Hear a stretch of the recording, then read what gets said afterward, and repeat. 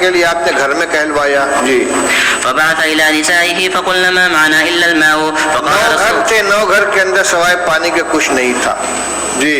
فقال رسول الله صلى الله عليه وسلم من يضم أو يضيف هذا. ایک بات درمیان میں عرض کر دوں. مولانا سعد صاحب نے بھوپال میں تقریر کی ہے کہ دعوت اور تعلیم دونوں سنت کے راستے سے ہٹ گئے ہیں، اور مثال اور دعویٰ کیا کیا ہے کہ صحابہ کرام رضی اللہ تعالیٰ عنہ خود رسول اللہ صلی اللہ علیہ وسلم کے گھر کا انتظام کرتے تھے. یعنی طالب علم کی یہ ذمہ داری ہے کہ وہ استاد کی کفالت کرے. کہتے ہیں کہ صحابہ جنگل جاتے تھے، لکڑیاں کاٹ کے لاتے تھے، اس کو جلانے کے قابل بنا کر فروخت کرتے تھے، اور رسول اللہ صلی اللہ علیہ وسلم کے 9 گھروں کے اندر تازہ بکری کا گوشت روزانہ پہنچاتے تھے.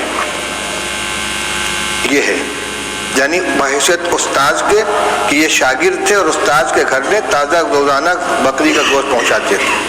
اور ہم جو روایت پڑھ رہے ہیں اس میں کیا مل رہا ہے؟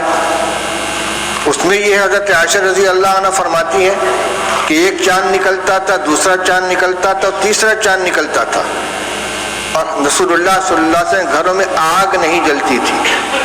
اور یہاں آ رہا ہے کہ 9 گھروں میں حضور صلی اللہ علیہ وسلم نے آدمی بھیجا ہے، اور سب جگہ سے جواب کیا آ رہا ہے؟ ما معنا الا الماء، ہمارے پاس پانی کے علاوہ کچھ نہیں ہے. یہ کیا حدیث کی تحریف نہیں ہے؟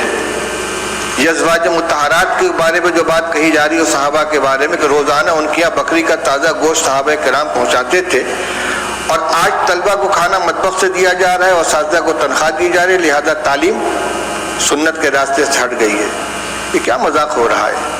یہ جتنے مدارس چل رہے ہیں، جتنے اکابر نے مدارس قائم کیے ہیں، تعلیم گاہوں کا انتظام کیا ہے، اصحاب صفہ نہیں تھے جن کے لیے صحابہ کرام رضی اللہ تعالیٰ عنہ ملا کے انگور کے خوشے لٹکا دیا کرتے تھے، اور انگور اور کھجور کے خوشے لٹکا دیا کرتے تھے، اور ان کو اسی سے کھانا دیا جاتا تھا. وہ روایت نہیں آئی کہ رسول اللہ صلی اللہ علیہ وسلم مہمانوں کو حوالے کرتے تھے کہ بھئی اتنے کو کون کھلائے گا، جس کے گھر میں 2 آدمی کا کھانا اور تیسرے کو کھلائے، جس کے یہاں 4 وہ 5ویں کو کھلائے. صدیق اکبر اتنے آدمی کو لے کر گئے، فلاں اتنے آدمی کو لے کر گئے.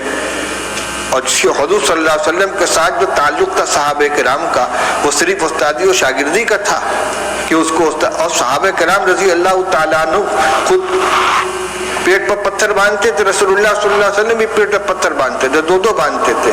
لہذا یہ کبھی اتفاق سے کوئی جزیہ پیش آ جائے اس کو دائمی معمول بنا کر پیش کرنا جو تحریف ہے. کہ سنت کے راستے سے مدارس ہٹ گئے ہیں، نہ دعوت سنت کے راستے پر بچی، نہ تعلیم سنت کے راستے پر بچی. کس قدر خطرناک چیز کا مطلب یہ کہ عوام کو یہ سمجھا دو کہ مدرسے جو ہے سنت کے خلاف چلے جا رہے ہیں، لہذا عوام کا رشتہ مدارس سے بھی کٹ جائے اور علماء سے بھی کٹ جائے. یہ انتہائی خطرناک رجحان ہے، جو اس کا مطلب یہ کہ سب کو باطل تنظیموں کے حوالے کر دیا جائے. ان کو نہ مدرسوں سے تعلق رہے گا عوام کا، نہ علماء سے تعلق رہے گا، پھر بھیڑیا آئے گا اچک کے لے جائے گا ان کو. اس طرح مجھے یہ یاد آیا کہ صحابہ حضور صلی اللہ علیہ وسلم نے ایک مہمان کے لیے گھروں کے اندر کہلوایا ہے، تو سب جگہ سے یہی شکایت آ رہی ہے. حضرت انس رضی اللہ تعالیٰ عنہ کی روایت پڑھ چکے ہو کہ بدبودار جس میں مہک پیدا ہو گئی تھی، ایسی چربی لے کر حضور کی خدمت میں پہنچے ہدیہ کے طور پر، اور کہتے ہیں کہ رسول اللہ صلی اللہ علیہ وسلم کی 9 ازواج مطہرات تھیں اور کسی گھر میں کھانے کو نہیں رہتا تھا. آپ نے وفات کے وقت 30 سا جو یہودی سے ادھار لیا ہے، اپنی ذرا اس کے پاس آپ نے رکھی ہے. کس زمانے میں یہ گوشت دیا جاتا تھا بھائی کہ وفات کے وقت حضرت عائشہ رضی اللہ حضرت رسول کریم صلی اللہ علیہ وسلم مقروض تھے یہودی کے اور غلہ تھا. حضرت عائشہ رضی اللہ عنہ کی روایت پڑھ چکے ہو کہ آدھا وسق جو تھا میرے پاس رف پہ رکھا ہوا تھا، اس میں سے میں کھایا کرتی تھی. ایک دفعہ تول دیا تو سب ختم ہو گیا. یہ جو کو کھایا جا رہا ہے پکا پکا کے، اور یہ تازہ گوشت روزانہ پہنچا رہے ہیں. افسوس ہوتا ہے اس طرح کی حرکتوں کے اوپر. چلو پڑھو روایت.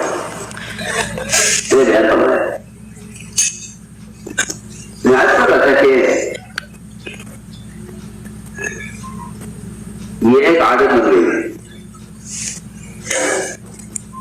کہ اور تعلم وہ ذاتی خرچ سے ہٹ گیا ہے، ذاتی کمائی سے.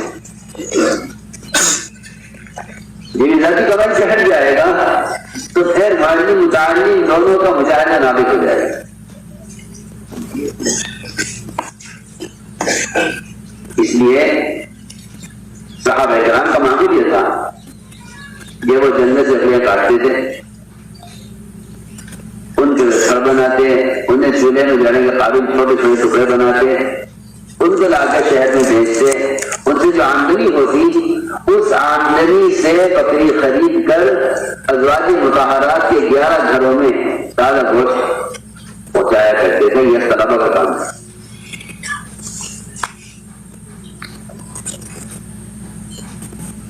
یہ طلبہ کا کام ہمارا ایک مرضی ہے. ہمیں اس کے 11 گھروں میں گوشت پہنچانا ہے تازہ روزانہ. آپ سندر کیجیے. یہ طلبہ اپنی اخراجات کا بوجھ بھی ڈالتے تھے اس پر، بلکہ مدرس کی 11 پیڑھیوں کا بوجھ خود اٹھاتے تھے کہ ہم نے اس کو فارغ کیا ہے پڑھنے کے لیے، تو ہم اس کو فارغ کریں اس کی اپنی گھریلو ضروریات سے، ہم ان کو فارغ کریں. یہ تھا میرا. تو میں نے ایک بات رکھی ہے کہ کوئی چیز عادت بن جاتی ہے تو وہ ایک عادت اور ایک عذر ایک معمول بن جاتا ہے. اس سے آدمی سیٹ کر سوچتا نہیں ہے.